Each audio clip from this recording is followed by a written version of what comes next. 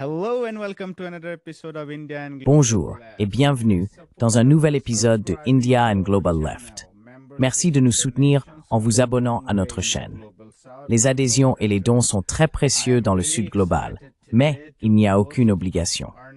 Je suis très heureux aujourd'hui d'accueillir le professeur Ernesto Teuma de Cuba pour nous aider à mieux comprendre ce pays.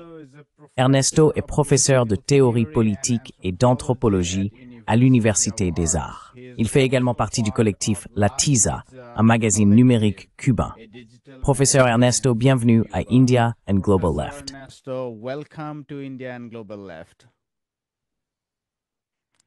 Eh bien, merci de m'avoir invité sur le plateau. C'est un réel plaisir.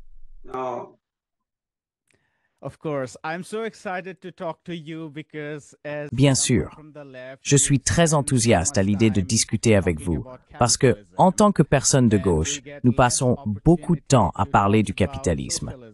Et nous avons moins souvent l'occasion de parler du socialisme, car c'est une réalité que les systèmes socialistes sont bien moins nombreux que les systèmes capitalistes.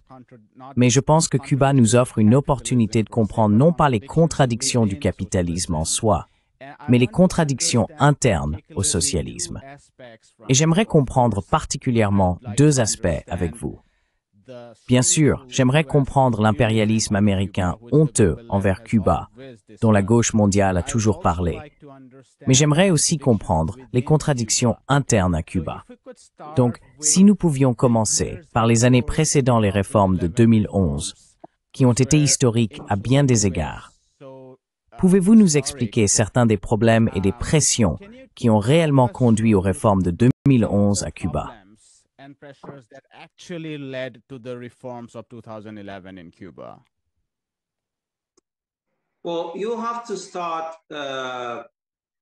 Eh bien, il faut commencer par adopter une perspective historique plus large pour vraiment saisir le contenu de la réforme. En réalité, on pourrait dire qu'il y a trois éléments importants dans le processus de réforme, communément appelé l'actualisation de la structure économique et sociale de Cuba. La réforme rassemble trois éléments essentiels. Le premier concerne l'État, le gouvernement, les institutions politiques, le droit et l'application de la loi. Un deuxième élément très important concerne l'économie. La relation entre la planification et les marchés au sein de l'économie socialiste, le rôle de la propriété privée et l'intégration de Cuba dans les chaînes de valeur mondiales.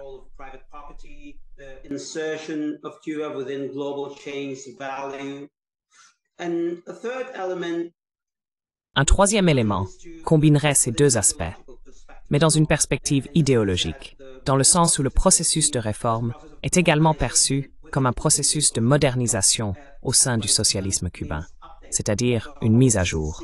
Il est donc vu et pensé comme une sorte de mise à jour. Pour aborder ces trois éléments, il faut remonter non pas à 1959, mais surtout à 1975, lorsque, avec une nouvelle constitution socialiste, le système cubain prend sa forme définitive, après environ 15 ou 16 ans de ce qu'on appelait la provisionnalité. On obtient alors un système politique qui ressemble de très près aux expériences de l'Union soviétique, de la RDA et des autres États socialistes qui existaient à cette époque. Il y a un parti unique qui régule et contrôle la majeure partie de la vie politique et de la production idéologique.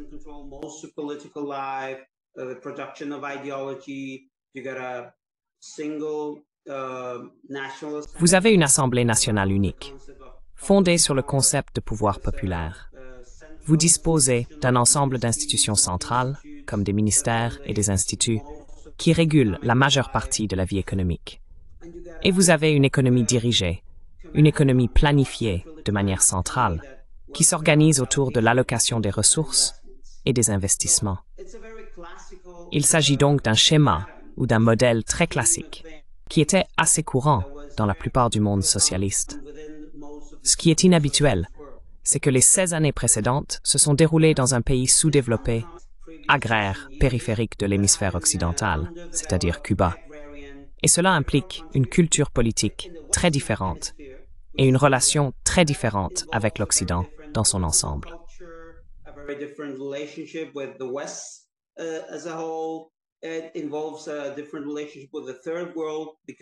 Cela implique une relation différente avec le tiers-monde, car Cuba se considère comme faisant partie de cette lutte anticoloniale afro-asiatique et latino-américaine pour la libération nationale, mais aussi de la recherche d'un socialisme qui lui soit propre. Vous voyez, un socialisme qui n'était pas adapté à être copié des expériences asiatiques ou est-européennes. Et cela commence à se défaire dans les années 80, vous savez. Alors que tous les socialismes, qu'ils soient asiatiques, est-européens, caribéens, autogérés, étatiques ou de marché, commencent à entrer dans une crise profonde, vous voyez.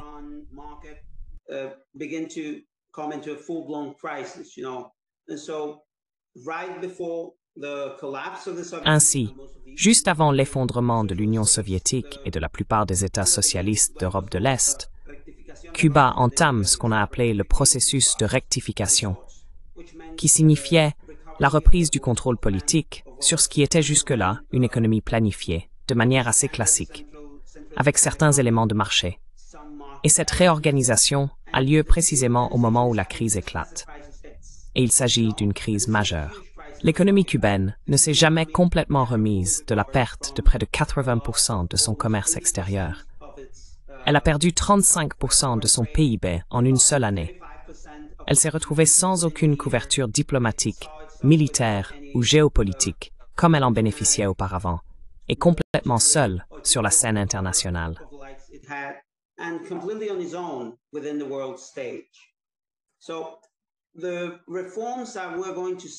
Ainsi, les réformes que nous allons voir à Cuba dans les années 90 sont essentiellement fondées sur la survie de Cuba en tant qu'expérience socialiste et comportent également un élément de nationalisme révolutionnaire qui valorise la souveraineté et l'indépendance nationale, avec la justice sociale comme fondement même de ce projet. Cela donne donc le ton à un ensemble de réformes qui ne sont pas pensées comme telles, mais plutôt comme des mesures d'urgence impliquant la création d'un petit secteur privé dans l'économie, une flexibilisation de la relation avec les zones rurales et de manière plus passive, une approche différente vis-à-vis de l'investissement étranger et de la gestion du capital étranger, pour relancer par exemple ce qui deviendra l'industrie du tourisme.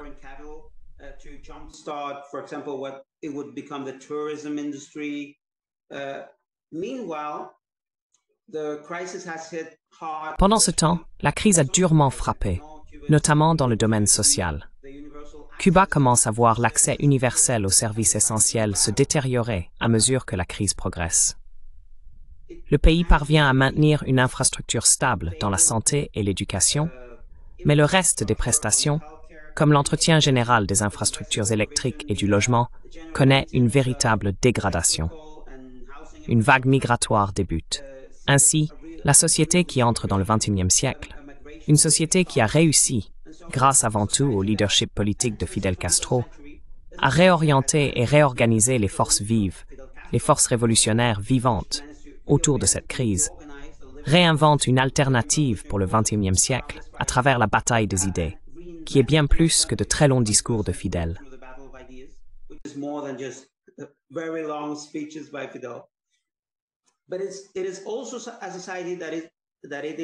Mais c'est aussi une société marquée par cette crise. Il existe un secteur de la société cubaine qui ne se remet jamais complètement et qui se détache de ce que l'on pourrait appeler la culture révolutionnaire officielle, l'idéologie, le discours et les formes de mobilisation. Ainsi, d'une certaine manière, la bataille des idées lancée par Fidel au début du XXIe siècle constitue une réponse socialiste aux défis laissés par la période spéciale, qui est le nom donné à cette époque des années 90 à Cuba. C'est ainsi qu'on appelle cette période. Mais cela aussi est de courte durée. Cela devient un processus de mobilisation sociale et politique de grande ampleur, une réévaluation des prestations sociales pour les élargir, notamment dans l'éducation et la culture. Mais cela s'accompagne également d'une synchronisation avec le processus politique de la vague rose.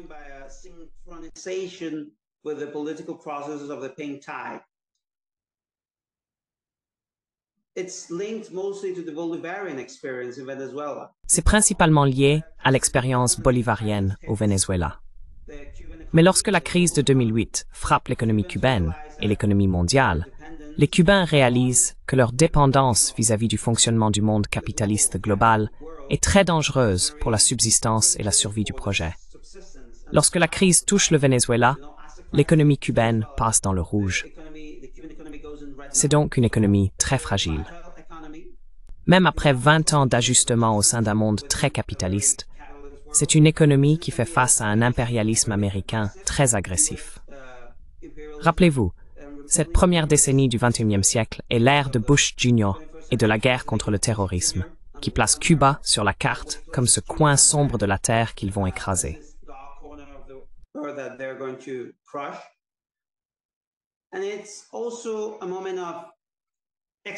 Et c'est aussi un moment d'exploration. Après 20 ans à tenter de composer une économie mêlant entreprises d'État, investissements étrangers et petites entreprises privées, l'ancien modèle d'économie planifiée centralement n'est ni aussi efficace ni aussi viable que ce mélange alternatif de formes économiques qui sont aussi des formes de socialité, de mode de vie, de reproduction de la vie, et également des formes de culture qui interagissent de manière très différente. Ainsi, le processus de réforme vise à ajuster, à actualiser tout cet ensemble complexe d'idées, d'institutions et de formes de reproduction économique de la vie, afin de produire une synthèse organique de ce qui jusque-là avait constitué un tableau d'ensemble très hétérogène.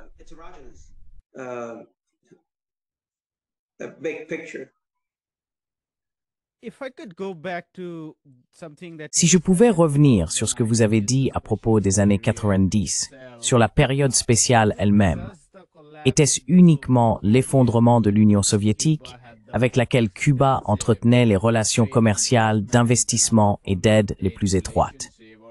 Ou bien était-ce aussi le reste du Sud global qui se tournait vers le marché, restructurait ses propres relations avec l'Occident davantage par le commerce, l'emprunt, etc., ce qui a également exercé de fortes pressions sur Cuba?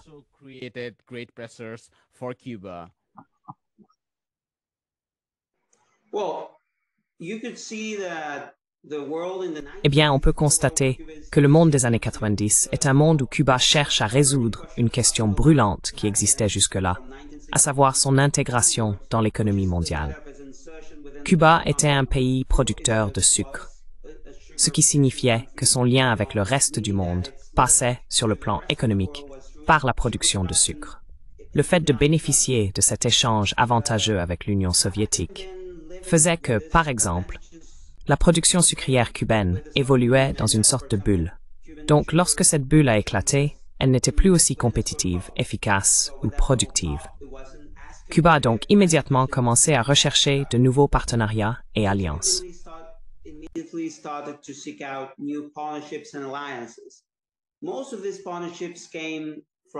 La plupart de ces partenariats provenaient principalement d'Europe au début. Par exemple, l'Espagne. Des chaînes comme Melia ont commencé à mettre en place une grande partie de ce qui allait devenir cette industrie touristique naissante. Mais il existait aussi des liens avec le reste de l'Amérique latine. C'était un moment de crise, notamment une crise de la dette pour la majeure partie du tiers-monde et du Sud global, mais sur le plan économique, on pouvait observer une expansion du commerce et des opportunités d'affaires vers lesquelles Cuba allait tenter de s'orienter. Il y avait une intégration plus étroite au sein de la région latino-américaine et une approche différente de la politique de gauche à l'échelle régionale, ainsi que des efforts pour rechercher de nouvelles alliances.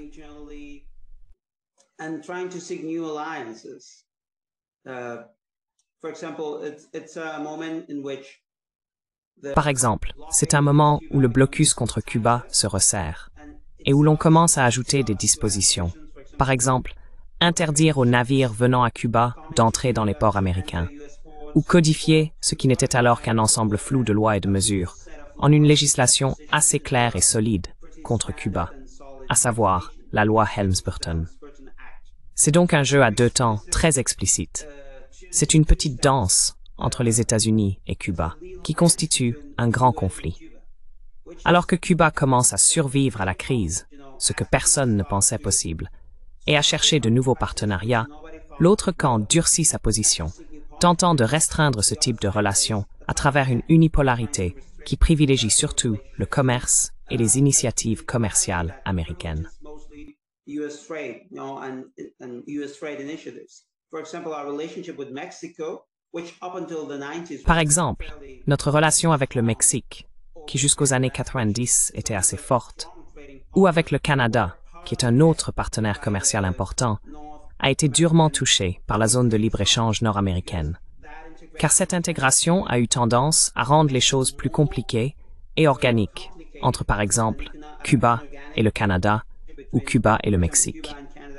Cela ne veut pas dire que cette relation a disparu, mais cela a impliqué une autre série d'approches en matière de finance, de commerce et d'économie. Dans l'ensemble, par exemple, notre relation actuelle avec le Mexique est conditionnée par ce même ensemble de contraintes. Les mêmes facteurs qui ont stimulé l'économie mexicaine grâce à son intégration, à la fabrication et au commerce avec les États-Unis ont également rendu sa relation avec Cuba plus difficile.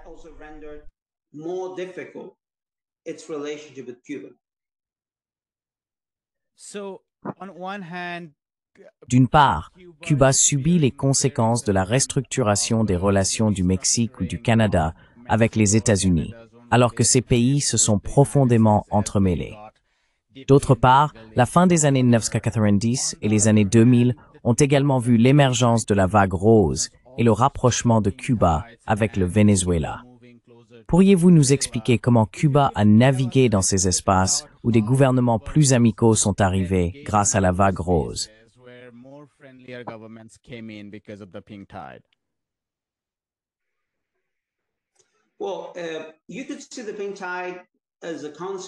Eh bien, on peut considérer la vague rose comme une conséquence de la survie de Cuba à bien des égards. Cuba était un phare, un symbole, mais aussi un arrière-garde très importante pour la plupart des mouvements de libération et de gauche en Amérique latine et dans les Caraïbes. Elle entretenait des relations étroites avec les guérillas dans les années 60 et 70. Elle a été essentielle à la survie de la décennie sandiniste au Nicaragua et des autres mouvements de guérilla en Amérique centrale. Mais cette influence ne s'est jamais arrêtée. Dans les années 90, Cuba a entrepris de reconstruire une gauche latino-américaine sous un angle différent, non plus la lutte armée, mais de nouveaux mouvements sociaux.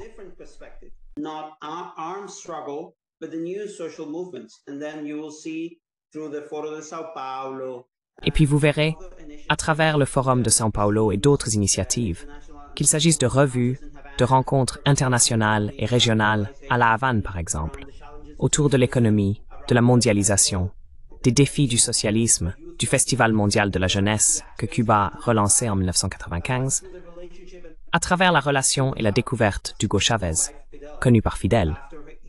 Après la sortie de prison de Chavez en 1995, il reçoit une invitation à Cuba, qu'il visite alors, et il est accueilli par nul autre que Fidel. Ainsi, on peut voir qu'au sein de la crise, Cuba élargit ses relations diplomatiques à un niveau gouvernemental très formel. Le pays essaie d'approfondir et de diversifier ses partenariats économiques à travers le monde, mais politiquement, il cherche aussi à établir de nouveaux réseaux. Et la vague rose en est une conséquence indirecte, vous savez. Car c'est un mythe courant de la droite que ce genre d'expérience au sein de la vague rose était orchestré depuis La Havane ou Caracas.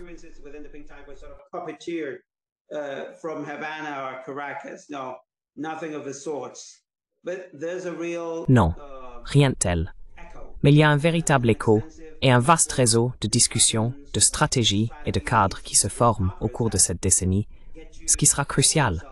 Je pense à la Bolivie, au Venezuela, même au Brésil, et à la relation que Cuba établit avec le Parti des travailleurs, le gouvernement du PT, avant qu'il ne soit au pouvoir, ou avec les mouvements de paysans sans terre. Donc, quand cela se met en place, surtout autour du refus de la zone de libre-échange des Amériques, l'ALK, en 2003, cette synchronisation s'approfondit.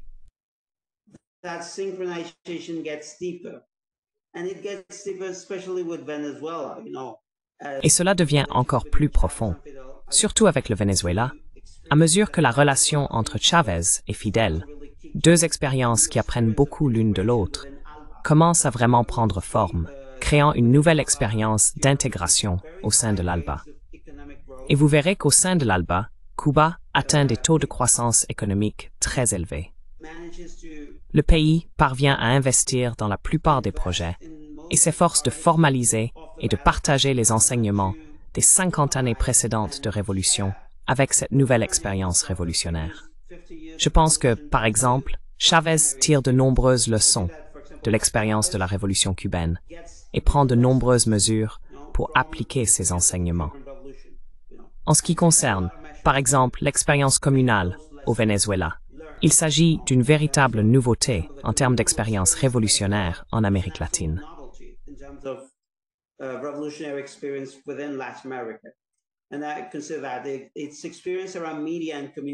Et je considère que son expérience dans les médias et la communication pour le XXIe siècle représente un conflit politique plus pluriel, même au sein du chavisme, pas seulement les partis politiques traditionnels, ou l'expérience des missions, qui d'une certaine manière reflète celle des projets de la bataille des idées.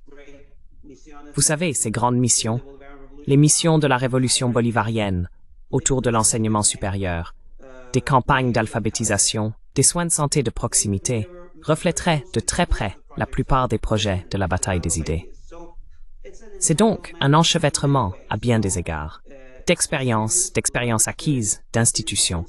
C'est un enchevêtrement économique.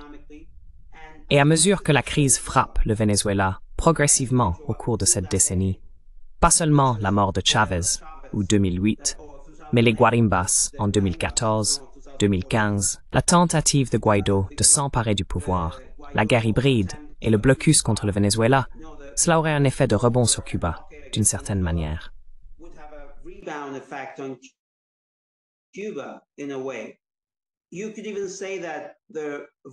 On pourrait même dire que le recul de la plupart des expériences des gouvernements de la vague rose en Amérique latine a beaucoup contribué à placer Cuba dans une position plus difficile. Vous savez, à mesure que l'on avance dans les années 2010, qu'elle ne l'était dans les années 2000, même avec Bush Jr. et la guerre contre le terrorisme en plein essor. Vous savez, l'isolement de Cuba, ou la position de Cuba, doit toujours être pensée. Comme le dirait Roberto Regalado, un analyste cubain, dans ce triangle, avec Cuba et les États-Unis en conflit, médié par sa position relative avec le reste de l'Amérique latine et des Caraïbes. Si les mouvements sont faibles, si les gouvernements sont faibles, si les alliés sont en danger, la position de Cuba s'affaiblit, vous savez, face à ce mastodonte qui est tout simplement anormal.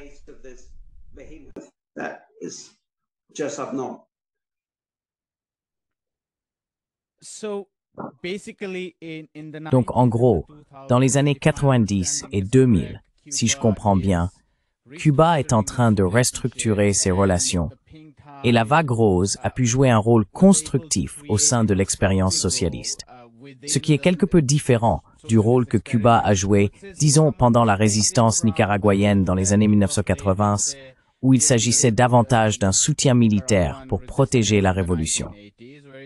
Ici, au contraire, on observe davantage de contacts d'État à État. Est-ce une lecture juste de la situation?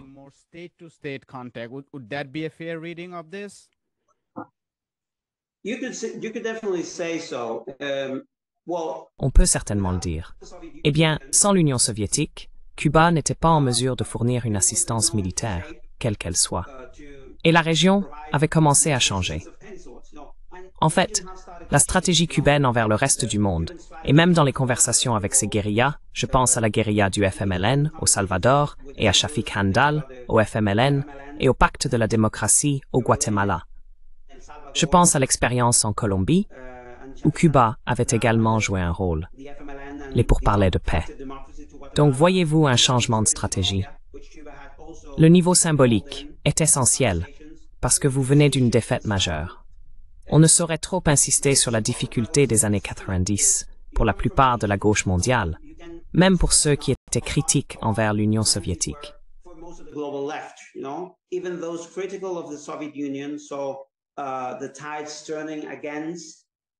Ainsi, la tendance se retournait contre les idées progressistes, les idées de gauche, la vague uniforme du néolibéralisme, le consensus de Washington. Quoi qu'il en soit, vous savez, cette énorme défaite. Et donc pour Cuba, survivre à cela était stratégique, à un niveau culturel et symbolique, mais aussi au niveau des idées, car cela a permis à Cuba d'avoir une place en Amérique latine, dans les Caraïbes et dans le reste du monde, où certains discours, certaines stratégies, certaines tactiques pouvaient être discutées activement. Alliances, réseaux d'activistes, discussions autour du néolibéralisme, des alternatives au néolibéralisme, autour des mouvements sociaux, autour de l'anti-impérialisme à l'ère de la mondialisation et de la globalisation néolibérale. Donc je dirais qu'il était vraiment crucial pour Cuba de garder une lumière allumée pour que la plupart de ces choses puissent se produire. Et cela expliquerait cette relation à un niveau de terrain.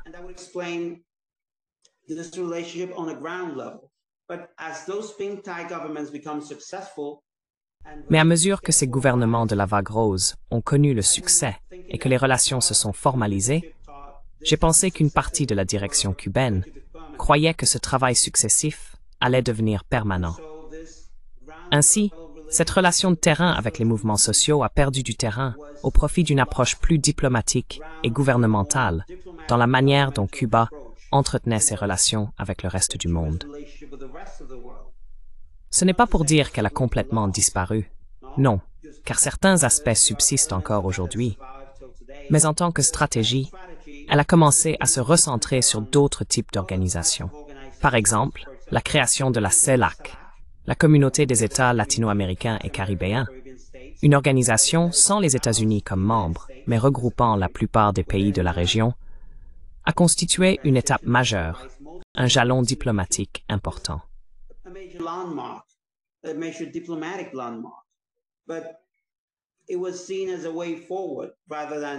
Mais cela a été perçu comme une voie à suivre, plutôt que comme un gain contingent d'une stratégie plus large, non seulement de politique étrangère, mais aussi de projection extérieure de la révolution.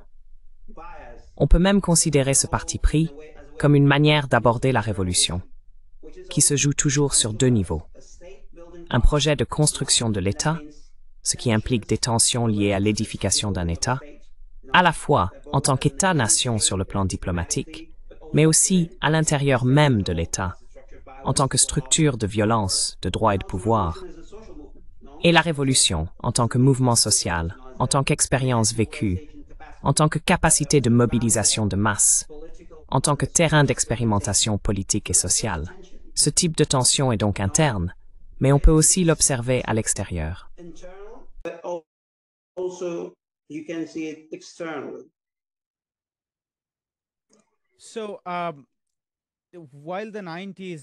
Ainsi, tandis que les années 90 et 2000 ont préparé le terrain pour une mise à jour de la révolution, comme vous l'avez dit, en repensant sa relation avec d'autres nations après l'effondrement de l'Union soviétique, et en affrontant également le changement d'idéologie mondiale dans le contexte du socialisme, du capitalisme, du néolibéralisme, etc.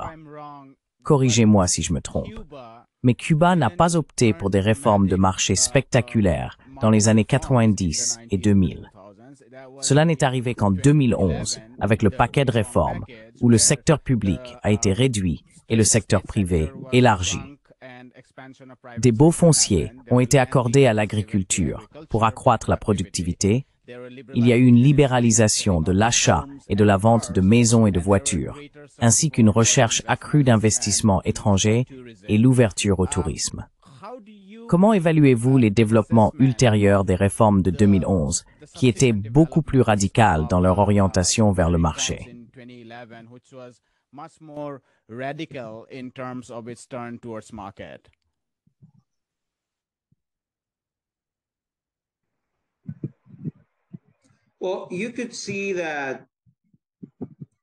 Eh bien, on pouvait constater, par exemple, qu'en termes d'économie de marché ou d'existence de marché au sein de l'économie, les années 90 ont connu un certain degré de marchandisation. Pensez par exemple à une société qui s'articule autour de l'État comme institution principale, ce qui signifie que l'État fournit la plupart des biens, des divertissements, des services et des infrastructures clés. L'allocation et la fourniture de ces services relèvent d'un acte politique. Cela repose sur un certain consensus. Michael Lebowitz, qui était un économiste canadien malheureusement décédé, en parlait comme d'un pacte social entre les masses laborieuses, les travailleurs et l'État socialiste, les planificateurs.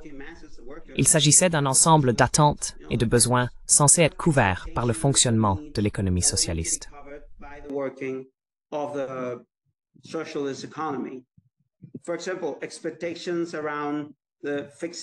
Par exemple, les attentes concernant la stabilité des prix, la fourniture de biens essentiels, les soins de santé, l'éducation, le sport, la culture, une culture du travail plus souple, moins axée sur la productivité, qui laissait aux travailleurs de l'espace pour les loisirs et même la paresse. Ainsi, dans les années 90, on assiste à une contraction de l'État et, de toute évidence, à l'apparition d'une zone de la vie sociale qui n'est pas régulée politiquement, où il existe un espace d'autonomie. Cela se manifeste de différentes manières. On voit apparaître des associations, des coopératives, des associations de quartier, des églises, mais aussi le marché informel, pour une grande variété d'entreprises ordinaires, de denrées alimentaires, voire de médicaments, même si c'est moins fréquent. N'importe quoi, en fait. Il existe un marché informel pour le carburant.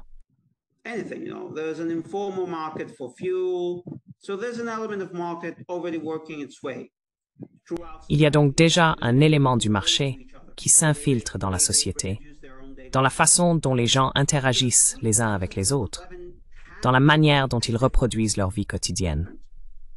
Ce qui distingue 2011, c'est que cet effet collatéral de la contraction de l'État devient un élément stratégique au sein de l'économie étatique, entre ces entreprises et du secteur public vers d'autres secteurs de l'économie. Par exemple, la formation d'un nouveau secteur privé, composé non seulement de travailleurs autonomes, appelés dans le jargon cubain cuenta propistas, donc des entreprises individuelles, comme des plombiers, des chauffeurs de taxi, ou je ne sais pas, des petits vendeurs de nourriture de rue. Non, même pas des restaurants. Je parle de frites, par exemple. Imaginez quelqu'un qui vous vend des hot dogs dans la rue. Eh bien, cela appartenait autrefois à l'État à Cuba.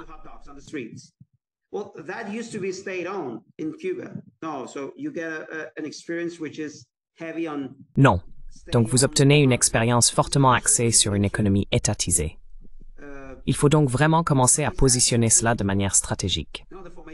Maintenant, la formation d'un petit secteur privé, même les plans pour ce secteur, et la promotion des coopératives, des coops, ainsi qu'une relation différente entre les entreprises d'État. Une modernisation d'éléments comme la gestion des prix, la formation des salaires, la consommation et l'investissement. Il y a donc là une différence essentielle dans la façon dont l'expérience cubaine se conçoit elle-même, non pas contre le marché, mais en travaillant avec le marché.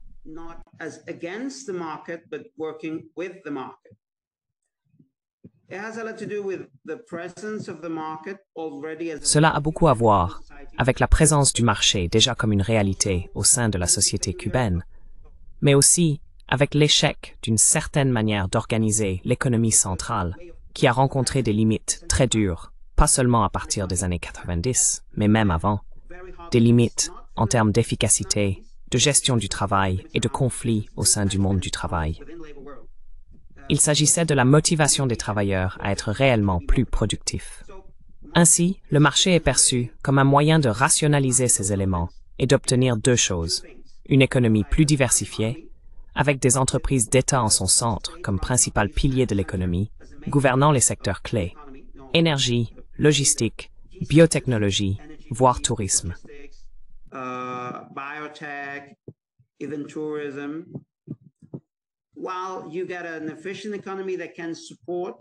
Alors que vous obtenez une économie efficace, capable de soutenir ces prestations universelles et garanties qui étaient typiques du modèle classique du socialisme, ce qui se passe après 2008 et 2011, c'est qu'une économie inefficace met en péril chaque avancée vers l'État-providence. Que ce soit pour maintenir les hôpitaux ouverts, assurer l'approvisionnement en médicaments, permettre aux enseignants d'enseigner, garder les écoles ouvertes, fournir gratuitement les manuels scolaires, la gratuité des frais de scolarité, les repas scolaires, tout cela. Chaque élément de cette politique sociale élargie nécessitent une économie capable de les justifier et de les soutenir. Ainsi, le compromis est perçu comme suit. Une économie plus efficace compenserait la perte dans le secteur public, même si certains domaines jugés non cruciaux passent au secteur privé ou aux coopératives. Go towards the private sector or the co-ops. And another element of that is to reduce the Un autre aspect de cela consiste à réduire la fourniture de certains services au sein du système de protection sociale de l'État et à les confier au marché. Par exemple, à Cuba, les pénuries ont toujours été une caractéristique de son économie, mais ce qui venait à manquer à un moment donné variait. Par exemple, on pouvait bénéficier d'un excellent système de santé et d'une excellente éducation. Mais il fallait peut-être se contenter d'une seule paire de pantalons pendant, je ne sais pas, 5 ans, 10 ans. Les biens de consommation étaient donc très rares, mais ces biens publics, universels, étaient abondants. Il y avait un besoin de consommation plus large et plus étendu parmi l'ensemble du peuple cubain. Une attente d'une meilleure qualité de vie qui ressemblait à ce qu'ils voyaient ailleurs. Et cette meilleure qualité de vie reposait sur la consommation. whose premise was consumption. And it reflects an element of a Et cela reflète un élément d'un changement culturel au cours de ces 20 dernières années. L'État imposait et fournissait autrefois un seul type de pain, une quantité précise. Ou bien, vous aviez une maison, mais il n'y avait pas de marché immobilier, et vous ne pouviez pas vendre votre maison. Il fallait l'échanger contre une autre. Ou encore, vous ne pouviez pas acheter de voiture, même si vous en aviez les moyens. Ou il n'y avait pas une gamme suffisamment large de biens de consommation.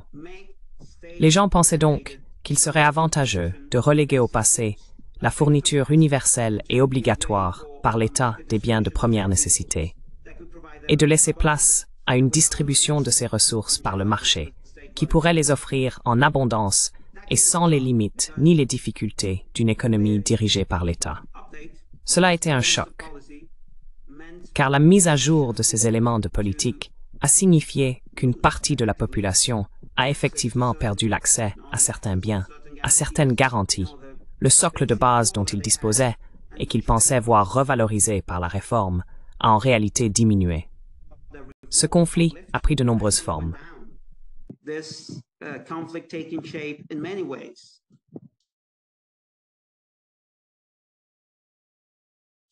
No, you see ration card because it's seen Non, inefficient. voyez-vous, parce que c'est perçu comme inefficace. Mais ensuite, lorsqu'on l'élimine, les gens essaient de le défendre, parce que cela apporte un certain élément de certitude dans un monde économique très incertain. On constate que les gens souhaitent des entreprises publiques plus efficaces, avec des effectifs réduits, pas 20 personnes pour faire le travail de 5, mais 5 personnes pour faire le travail de 5. Mais ensuite, quand on commence à réfléchir à qui sont ces 15 personnes qui vont devoir partir travailler dans le secteur privé ou ailleurs, on voit apparaître une résistance à cette réduction des effectifs, car cela modifie leur accès à un élément clé du bien-être, à savoir le travail, la capacité de travailler. Ainsi, la réforme avance d'un pas, puis recule d'un demi-pas. One step forward and then half step back. In each Dans toutes les directions, vous savez, il y a des tentatives de réorganiser fondamentalement le fonctionnement des choses. Et puis, il existe une sorte de résistance silencieuse de la part du groupe touché par ces réformes. On peut finalement comprendre pourquoi, par exemple, le secteur privé, surtout après 2021, a été perçu comme une voie à suivre pour le processus de réforme. Car en réalité, la situation au sein de l'économie d'État était dans une sorte d'impasse. On ne pouvait pas avancer sans affecter quelqu'un, un secteur, que ce soit les travailleurs des entreprises publiques, des institutions publiques, ou certains secteurs de l'économie comme le tourisme, sans que quelqu'un y perde. Ainsi, le secteur privé représentait un moyen de contourner ces contradictions et de faire avancer la réforme. Je ne sais pas si cela explique quoi que ce soit. I don't know if this explains anything. If you could tell us a little bit about Parlez-nous un peu des manifestations de 2021. Nous avons beaucoup entendu parler des pénuries de nourriture et de médicaments, des coupures de courant et du soulagement face à l'inflation. Ma question est la suivante. Est-il juste de les considérer principalement comme des protestations contre la récession ou les problèmes économiques? Ou reflétait-elle également une forme de frustration générationnelle ou idéologique vis-à-vis de l'économie politique cubaine?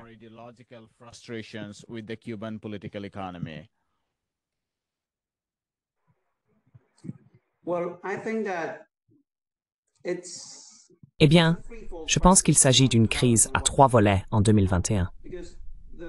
Parce que pendant le processus de réforme, et même avant, pendant la période spéciale, il est apparu au sein de la société cubaine un secteur qui se trouvait en marge. Il avait un accès très précaire à certains biens et à ses garanties universelles. À mesure que cela s'est estompé au cours de la réforme, ce secteur s'est retrouvé en dehors du regard public, tant en termes de politique que de représentation politique. On pouvait également observer un changement plus large au sein du processus de réforme, notamment dans la gestion des institutions gouvernementales et étatiques. Si, avant la réforme, on pouvait considérer la mobilisation comme un élément clé d'une politique de style révolutionnaire, comme on le voyait avec Fidel, de grandes mobilisations de masse, des discours à la Plaza de la Révolution, de grandes marches. Big marches.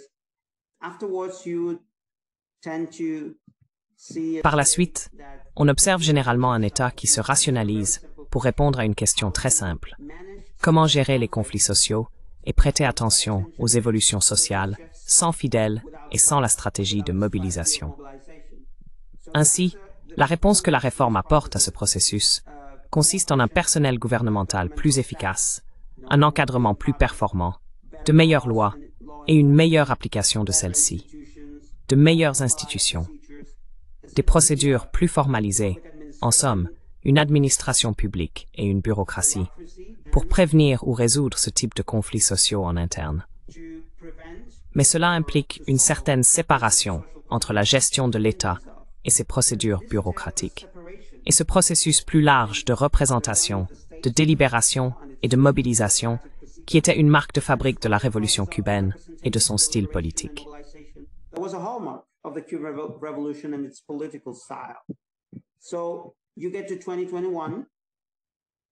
On arrive donc en 2021, où la Constitution de 2019 a déjà officialisé ce changement plus large au sein du gouvernement et du droit, qui a réduit le conflit à des termes très étroits entre le citoyen, avec ses droits de représentation, de liberté d'expression, etc., et l'État et ses obligations envers ce citoyen, mais sans rien entre les deux. Il y a à peine mention de la société civile socialiste, à peine mention d'une entité politique plus large, d'une entité socialiste qui s'articule autour des organisations de masse. Donc une perspective très étroite des choses, peut-être un peu plus large au niveau des municipalités. Et puis la crise éclate. Et pourquoi cela arrive-t-il? La pandémie de Covid-19 agit comme un énorme catalyseur. Elle accélère des processus au sein de la société cubaine plus large, qui étaient soit latents, dormants, soit explicites, mais pas au niveau que l'on verrait par la suite.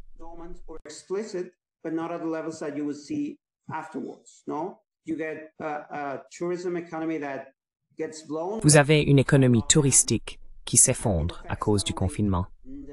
Et cela affecte non seulement le revenu national de l'État et les recettes nécessaires pour soutenir ce vaste réseau social, mais aussi ce grand secteur privé qui s'était développé autour du tourisme, qui n'est pas étatique, c'est-à-dire privé, et qui n'a pas accès aux garanties universelles.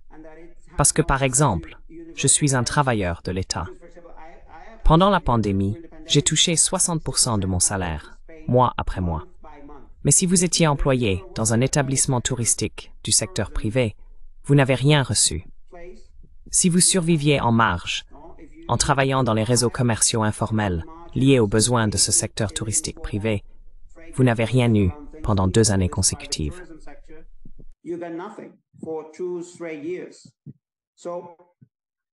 you get an economic crisis that hits hard.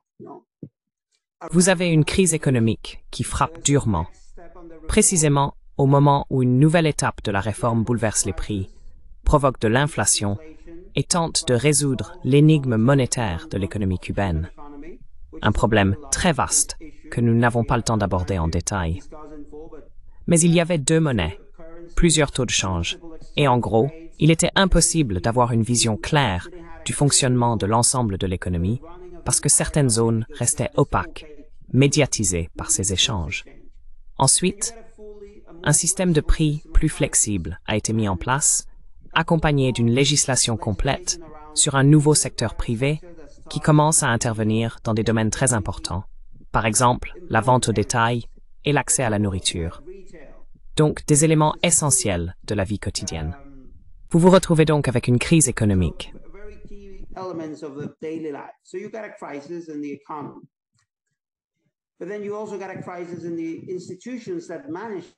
Mais il y a aussi une crise au sein des institutions chargées de gérer les crises. Car qui décide, dans une situation très tendue de gestion des ressources, qui aura accès à l'électricité et qui n'en aura pas? Il y a la question de l'approvisionnement alimentaire. Quelle municipalité, quelle province recevra davantage? Qui décide où investir? La gestion exécutive de la crise ajoute à la crise économique un niveau d'inégalité qui s'appuie sur celle déjà produite dans les années 90 pendant la période spéciale, entre les régions de Cuba, entre les genres, et même, dans une certaine mesure, entre les races. Et les institutions ont un sens très limité de la participation aux décisions clés. Nous sommes confrontés à une crise à la fois économique et sociale. Ah oui, bien sûr. Et aussi au niveau idéologique, n'est-ce pas? Une nouvelle génération est arrivée, qui a connu une décennie de changements et de réformes, puis qui se retrouve soudainement frappée par une crise majeure.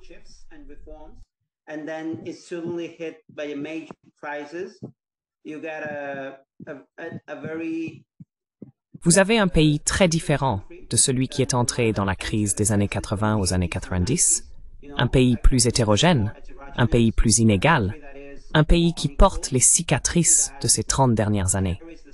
Et vous avez une nouvelle direction qui essaie de gérer le conflit social, qui a été formée dans une culture politique qui n'est plus celle qui opère actuellement au sein de la société cubaine, n'est-ce pas? Cuba est devenu un pays d'un tout autre genre. Ainsi, lorsque les protestations émergent comme un moment de vérité, la crise est toujours un moment de vérité de deux manières fondamentales. Premièrement, il y a un défi politique. Et je ne pense pas que ce soit uniquement une question d'économie. Il y a un défi politique. Qu'est-ce qui a poussé ces personnes à sortir protester dans une situation très difficile, très tendue, en pleine pandémie de Covid, avec les effets du blocus, en plein confinement, tous ces éléments?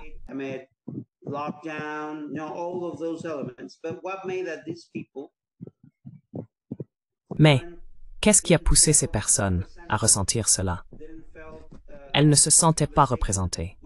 Elles ne pensaient pas que la conversation était une voie d'avenir. Elles n'avaient pas l'impression que les institutions avaient une réponse viable pour elles. Et c'est une question majeure. La deuxième question concerne les effets de la réforme. Car jusqu'alors, la réforme avait connu 6 actes, mais elle était perçue de manière très positive, comme un processus de modernisation, comme un processus de flexibilisation. Mais ensuite, pour une certaine partie de Cuba, 2021 a été une conséquence de la réforme. Et donc, on se retrouve avec 2 alternatives, voire 3. L'une essaye de gérer le conflit social d'une manière conforme à ces nouvelles institutions apparues après 2019, qui portent l'élément de réforme, un gouvernement plus proactif, mais séparé de la mobilisation de masse.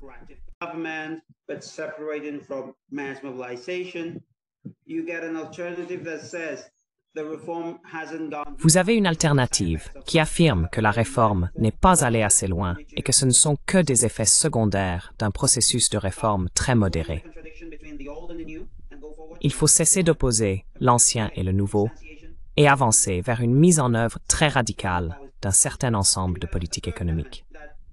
Il y a un troisième élément qui, face à cette mobilisation politique, souhaite faire un bond en arrière et reconstruire les éléments de l'économie classique planifiée, estimant que ces éléments de marché sont des distorsions, des reculs par rapport à l'objectif socialiste. Il existe donc, je ne dirais pas une fracture, mais un conflit au sein de l'élite politique cubaine sur la voie à suivre, ce qui en réalité empêche toute avancée.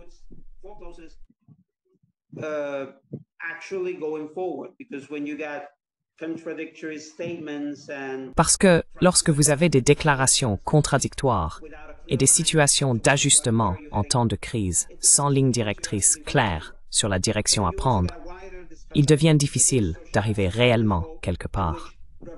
Mais il existe aussi un débat plus large au sein de la société dans son ensemble, où les forces révolutionnaires restent une majorité mobilisée et politiquement active, mais se rendent soudain compte qu'elles ne sont plus les seuls acteurs politiques pertinents dans un champ élargi. Entre 2020 et 2022, on observe un processus d'activation politique qui révèle une plus grande hétérogénéité, tant au sein du champ révolutionnaire qu'au sein de la société cubaine dans son ensemble, qui tend à ne plus être contrainte par les institutions et idéologies précédentes, et commence à réfléchir différemment à ce qui se passe face à une crise que personne ne sait vraiment comment gérer.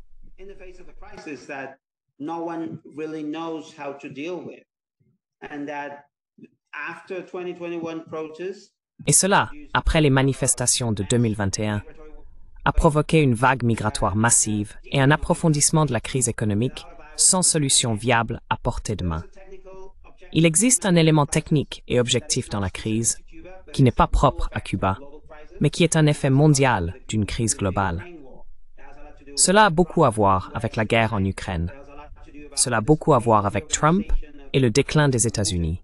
Cela a beaucoup à voir avec cette grande réorganisation vers la multipolarité, qui représente une opportunité, mais qui ébranle aussi des certitudes.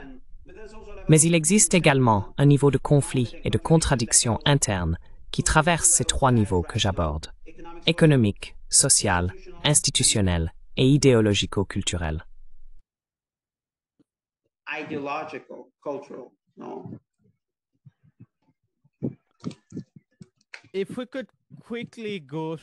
Si nous pouvions rapidement passer en revue le rôle des États-Unis depuis 1959, mais je voudrais vraiment me concentrer sur le présent.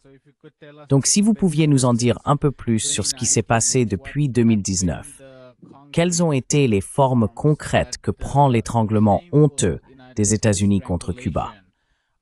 On entend beaucoup parler de sanctions dans le système du dollar, de sanctions directes sur le commerce, sur le transport maritime, voire de la requalification de Cuba comme État terroriste.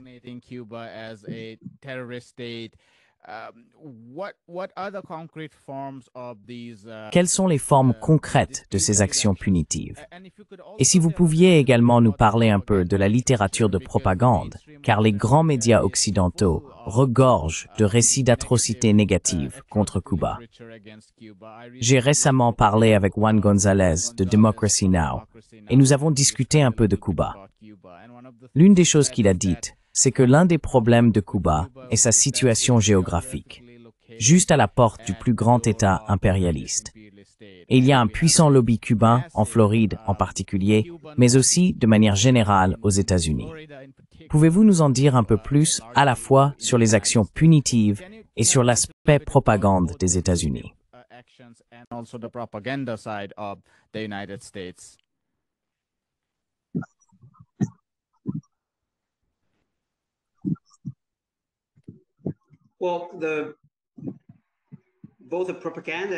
Eh bien, la propagande et les sanctions vont dans le même sens.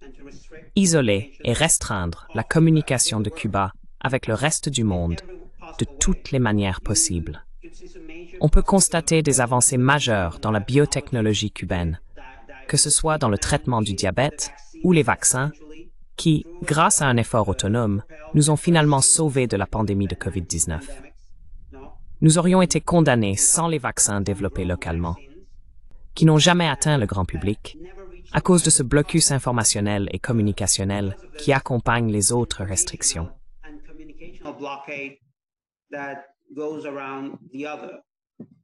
The propaganda literature La littérature de propagande sur Cuba et les États-Unis, et je pense que la manière dont j'aborde ces questions dans cette conversation vise justement à déconstruire cela, présente souvent Cuba comme une société monolithique, ce qu'elle n'est pas. C'est un pays politiquement complexe, bien plus que ne laissent entendre les théories autour du bureau politique ou du comité central du parti. Il existe un contexte social beaucoup plus large dans lequel il s'inscrit. La société cubaine est historique dans le sens où elle évolue et se transforme à chaque décennie. Ce n'est donc pas qu'entre le 1er janvier 1959 et aujourd'hui, on ait eu exactement la même société, avec exactement les mêmes règles en vigueur. the same society with exactly the same rules playing out. And third, Cuban society. Et troisièmement, la société cubaine a des défauts, comme toutes les sociétés du monde. Non, ce n'est pas le paradis, mais ce n'est pas l'enfer non plus. C'est un pays que malheureusement, très peu de gens apprennent vraiment à connaître en profondeur. Et ces défauts, qui relèvent à la fois du fait d'être un pays périphérique et sous-développé, et d'autres qui sont liés à notre tendance à nous envelopper dans des questions plus grandes que nature, comme le sous-développement, l'inégalité structurelle au sein du système mondial, des siècles de colonialisme, l'esclavage, expliquent aussi en partie notre crise actuelle. Mais qu'est-ce qu'un blocus? J'aime penser à un blocus comme à un processus de désertification d'une source, comme à une restriction de la capacité de manœuvre politique pour Cuba.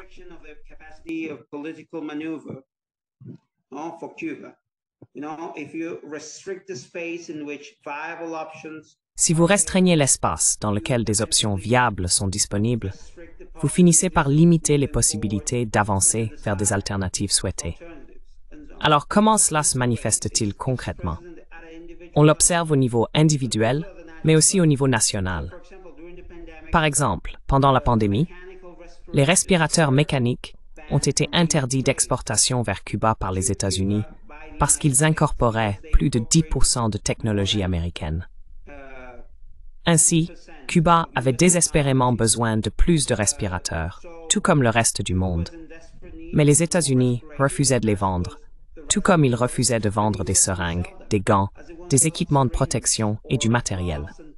Ils annulaient également des transactions et infligeaient des amendes à des banques multinationales étrangères, des banques non américaines, pour avoir permis à Cuba d'effectuer des transactions pour son commerce et ses investissements.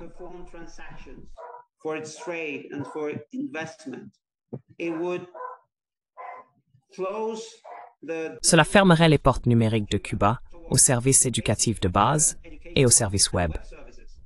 Par exemple, cette conversation via Zoom a lieu malgré un blocus qui n'autorise pas Zoom à fonctionner normalement à Cuba. On subit une restriction de la connectivité. Si vous regardez par exemple une carte de l'infrastructure des câbles sous-marins dans les Caraïbes, vous voyez que Cuba est exclue de tous les grands réseaux de câbles alentour. Elle n'est connectée que par le Venezuela et ensuite par la Martinique, grâce à un projet conjoint avec la France. Cela affecte également la capacité à commercer pour des denrées alimentaires importées à bas prix ou des céréales pour l'agriculture, qui doivent être payées comptant et en totalité, car aucune transaction n'est autorisée.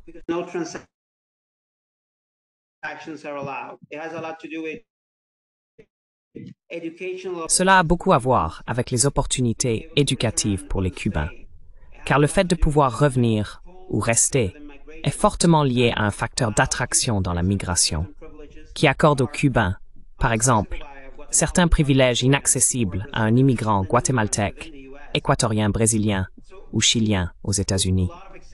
On pourrait donc donner de nombreux exemples de façon dont cela complique la vie.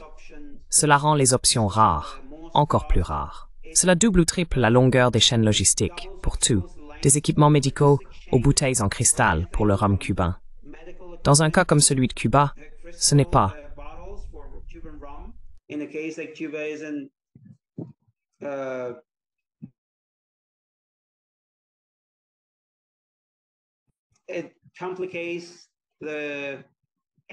Cela complique les relations avec le reste du monde, même avec nos alliés les plus proches.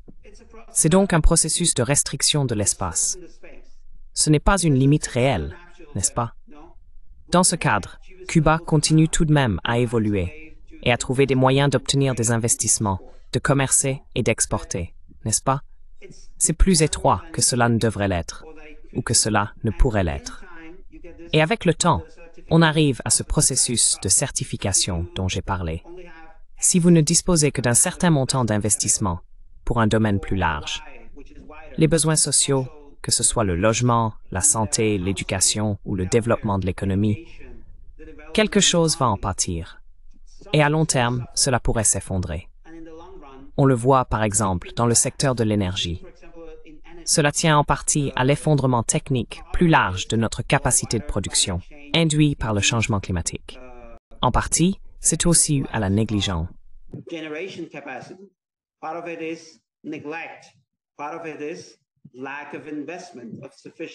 En partie, cela s'explique par un manque d'investissement, un investissement suffisant dans l'entretien de ce type d'infrastructure. On le voit dans l'agriculture. Alors, pourquoi Cuba n'a-t-elle pas réussi à subvenir à ses propres besoins, à se fournir en denrées alimentaires de base? Ou comment a-t-elle pu maintenir un réseau mondial d'établissements médicaux de haut niveau, gratuits pour ses citoyens et pour ceux de l'étranger qui en ont besoin? Il y a donc des effets à court terme et des effets à moyen et long terme. Et quand on les additionne, cela complique les prix. Cela complique énormément les prix. Des prix auxquels même des pays qui n'ont pas l'expérience des blocus sont confrontés aujourd'hui et qui deviennent plus difficiles à résoudre dans le contexte de cet élément. Toute cette complexité et toutes ces difficultés sont effacées par la propagande.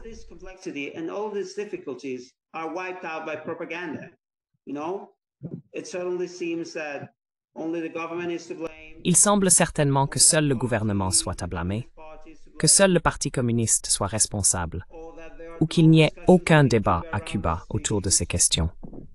Que tout soit très manichéen au sein de la société, que ce soit une sorte de prison à ciel ouvert. Mais tout cela est faux. Il existe un large débat au sein de la société cubaine entre différentes idéologies, y compris politiques, qui se déroule sur les réseaux sociaux et dans diverses publications.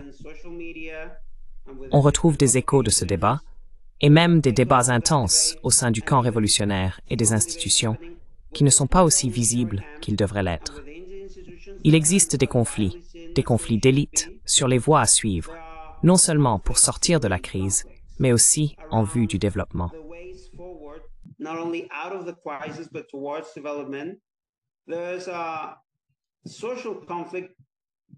Il existe un conflit social qui s'exprime, par exemple, à travers les institutions, et le conflit politique entre la gestion exécutive de la crise et la délibération démocratique par les assemblées locales et nationales. Cela engendre de l'angoisse, de l'épuisement et un sentiment de désespoir, mais aussi beaucoup d'endurance, de résilience et une capacité politique que l'on pourrait associer à la révolution qui est toujours présente. On a pu le constater, par exemple, lors du dernier 1er mai sur la Plaza de la Révolution, où un immense défilé a eu lieu. Mais il ne s'agit pas d'un chèque en blanc. Vous savez, ce n'est pas pour toujours, ce n'est pas éternel, ce n'est pas pérenne. Son principe, c'est la lutte, la mobilisation, l'exercice plus conscient d'une démocratie socialiste qui est désespérément nécessaire pour résoudre la crise.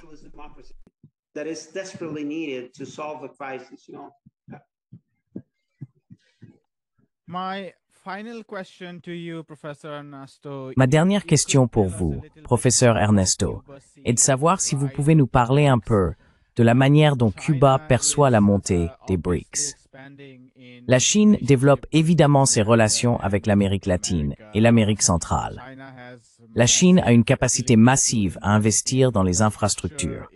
Elle a la possibilité d'injecter des investissements dans toutes sortes de domaines. Les problèmes liés aux technologies que vous avez mentionnées, sanctions sur les ventilateurs ou autres équipements médicaux, sanctions sur le transport maritime, je veux dire, une grande partie du transport maritime est désormais contrôlée par les Chinois. La relation Cuba-Russie semble faire son retour. La Russie a une grande capacité à importer du pétrole subventionné et bon marché, dont j'imagine que Cuba a besoin, compte tenu de toutes ces pénuries d'énergie. Cuba entretient une très longue relation avec l'ANC en Afrique du Sud. Il pourrait y avoir davantage de relations en termes de revenus en devises pour Cuba grâce à ses personnels médicaux, etc. Et même le Brésil peut exporter des produits de plantation, etc. vers Cuba. Si vous pouviez nous dire un peu comment Cuba perçoit la montée des BRICS et ses perspectives de renforcer ses liens avec les nations des BRICS.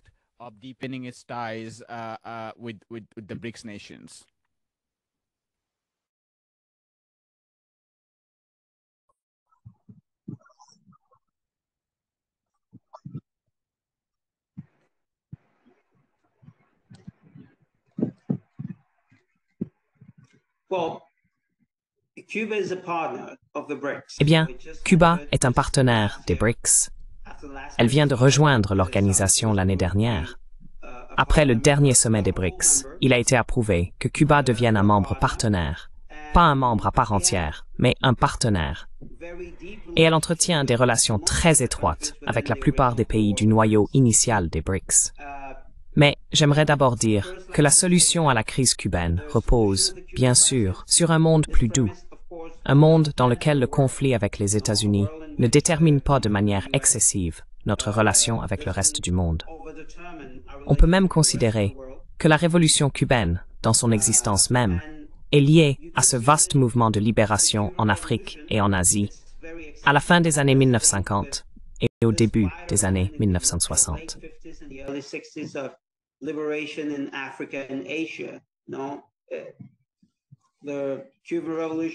La révolution cubaine doit son existence à Panlong Zhong et à Dien Bien Phu, ainsi qu'à la proclamation de la République populaire de Chine, ou à l'indépendance de l'Inde et du Ghana et du reste de l'Afrique. Cela fait donc partie du même moment historique.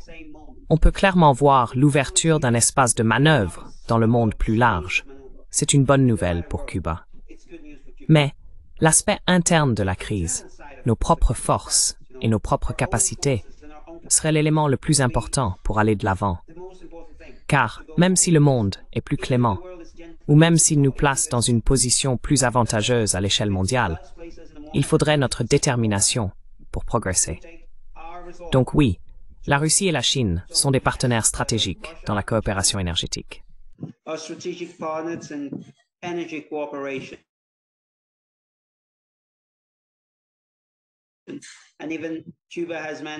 Et même Cuba a maintenu des relations commerciales et des investissements avec la Chine. Par exemple, dans le domaine de la biotechnologie. Une biotechnologie de pointe est désormais produite dans le cadre d'une coentreprise entre Cuba et la Chine. Sa relation avec l'Afrique dans son ensemble, et pas seulement avec l'Afrique du Sud, est excellente, mais sur le plan économique, elle n'est pas aussi importante qu'elle pourrait l'être. Et même le Brésil, qui était un partenaire majeur au début des années 2000, je pense au rôle du Brésil dans la construction du port de Mariel, ou au programme d'échange médical, qui a été un élément clé de la stabilisation économique à la fin des années 2000 et au début des années 2010, n'a pas encore vu ces initiatives reproduites par la nouvelle administration Lula.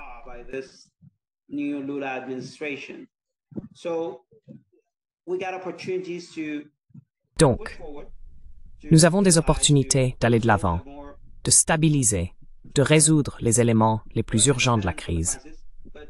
Mais puisque les décisions sur la direction à prendre et les actions à mener appartiennent aux Cubains et doivent rester à Cuba, il nous revient de voir si nous survivrons à la tempête, ce que je pense, mais ce sera un parcours difficile, et de réussir à trouver un socialisme cubain viable, autochtone, enraciné, capable de relever les défis de ce siècle et d'une nouvelle génération, tant sur le plan politique qu'idéologique. Le nouveau monde aura autant besoin de la Cuba socialiste que Cuba a besoin de ce nouveau monde qui arrive. Mais elle doit d'abord survivre, et elle doit d'abord accomplir sa mission, comme le dirait Fanon.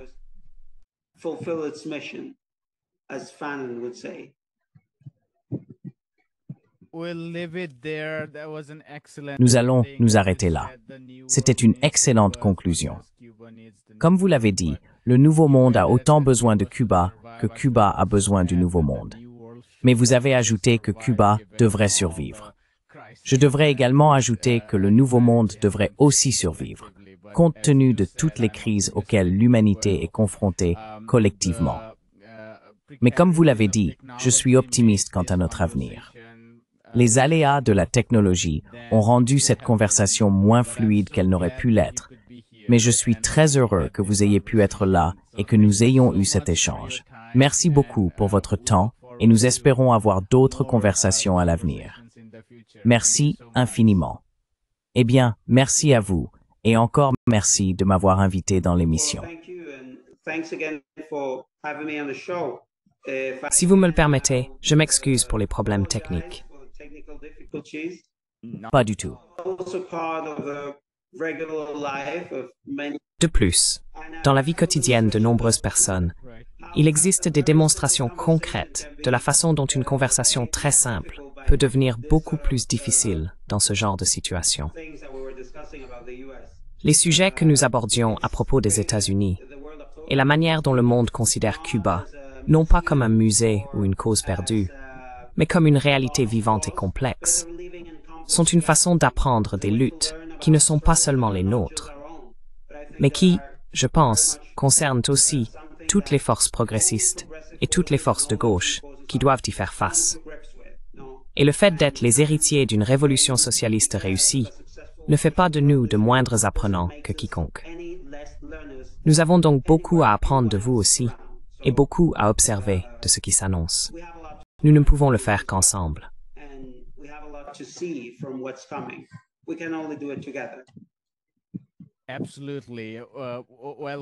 Absolument.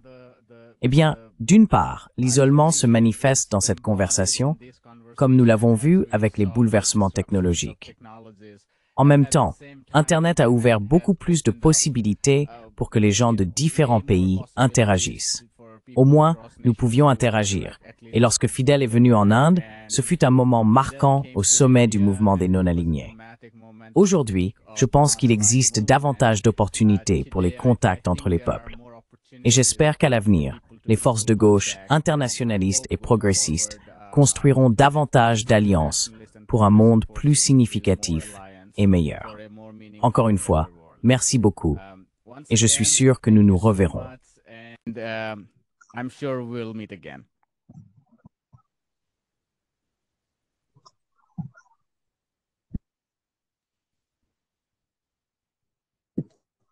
Merci. Au revoir. Bye. Hi, my name is Ayushman. Bonjour, je m'appelle Ayushman. Avec Jyotishman, nous avons lancé cette plateforme. Depuis 2 ans, nous essayons de créer du contenu pour les forces de gauche et progressistes. Jusqu'à présent, nous avons interviewé des économistes, des historiens, des commentateurs politiques et des militants. Si vous appréciez notre contenu et souhaitez que nous construisions une archive pour la gauche, j'ai 2 demandes à vous faire. Merci d'envisager de faire un don à cette cause. Le lien se trouve dans la description ci-dessous. Si vous ne pouvez pas le faire, ne soyez pas triste. Vous pouvez toujours aimer nos vidéos et les partager avec vos camarades. Enfin, n'oubliez pas d'appuyer sur le bouton d'abonnement. Don't forget to hit the subscribe button.